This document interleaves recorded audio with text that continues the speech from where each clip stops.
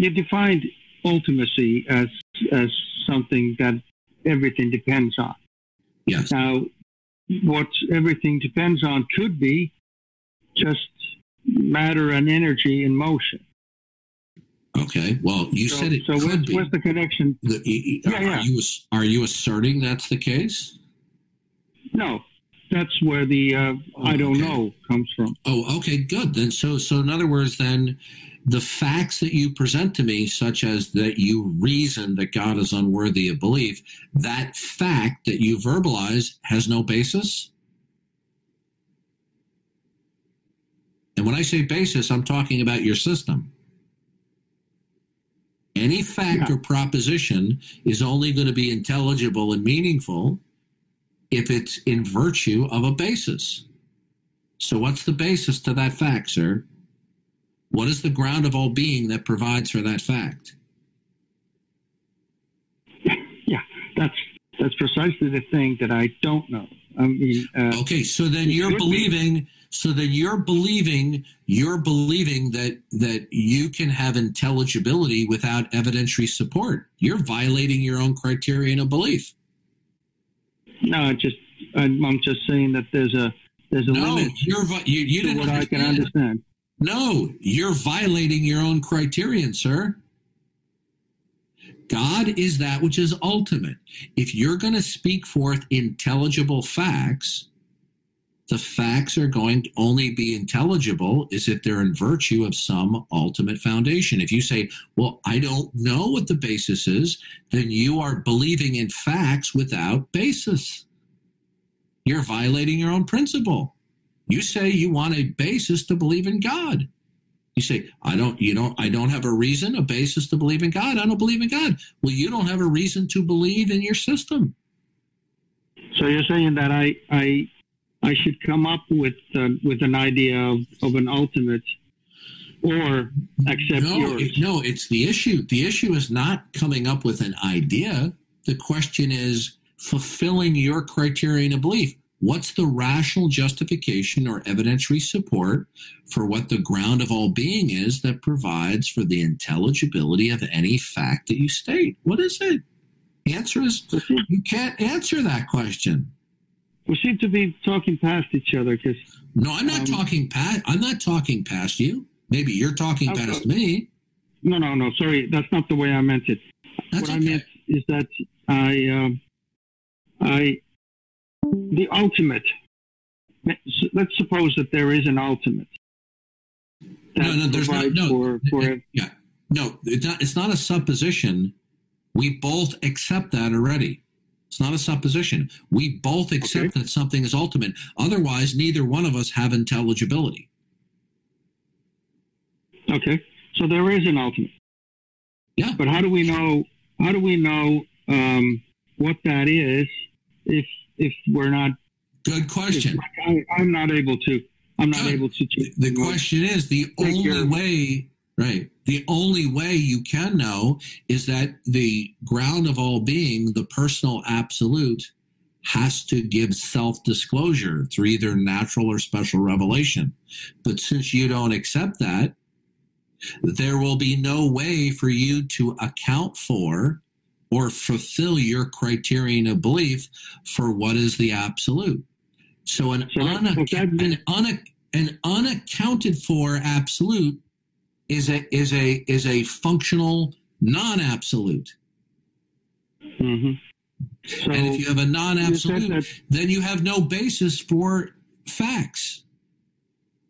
You said that the ultimate has to disclose or communicate something to you. Yeah. So that rules out that immediately rules out. That immediately rules out the impersonal, doesn't it? Yeah, because if you say, well, you know what, my basis for intelligibility is the impersonal absolute. Say, good. Tell me how you ascertained what is the impersonal absolute. How was your criterion of belief fulfilled?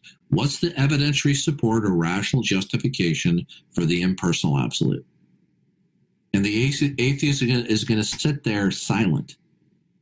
which means the atheist in his atheism is operating from a model of reality which violates his criterion of belief. And that's true for every atheist. So that in the beginning, when you said that, what it means is to hold to atheism is to hold to a incoherent, self-contradictory system. So when you said in the beginning that it's either impersonal or personal, what you really meant was that it's personal or personal. Right? No.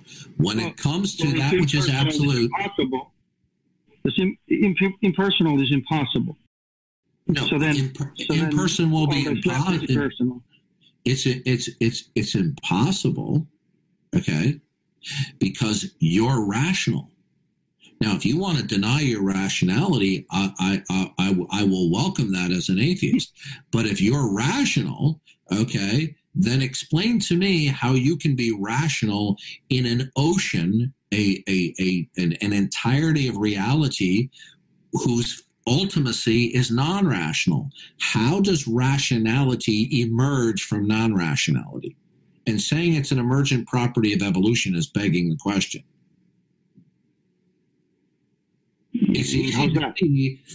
Well, explain to me how you can be rational in a world which is either just a myriad of spontaneous, unconnected, unrelated events, or in a world where all events are causally driven.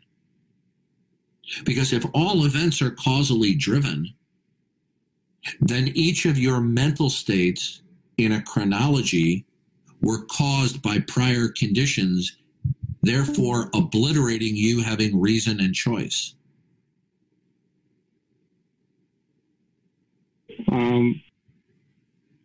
Well, as far as I can see, that's the way it works. I mean, you look at the world. No, you don't see it that way. What you're articulating is what you believe. You believe that causality and laws of nature exudes rationality, but you haven't made a case for that. How can you have rationality? How can you have freedom of thought in a world where all you have are the dominoes of molecular occurrence? So do you define rationality as ability to look at the world and make predictions as to what the rules are gonna? No, I define rationality is that when one's thoughts and reasoning conform and cohere to the mind of God.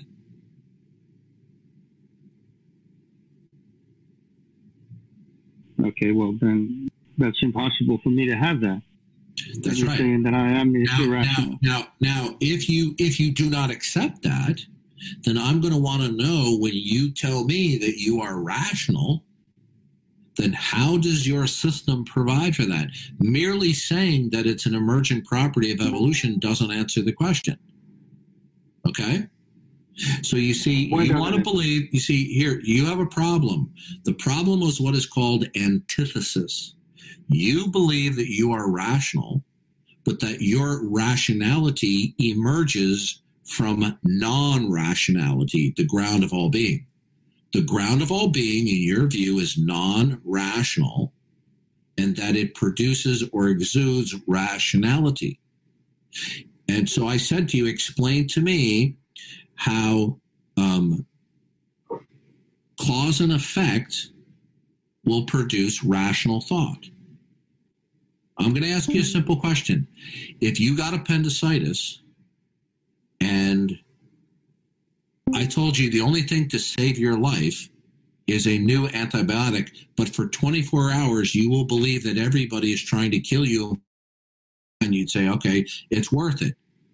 So tomorrow after you take the antibiotics, you think everybody's trying to kill you. Did you freely reason that? No, you didn't. Because the antibiotics, the side effect, caused you, okay, apart from your choice, to think everybody was trying to kill you.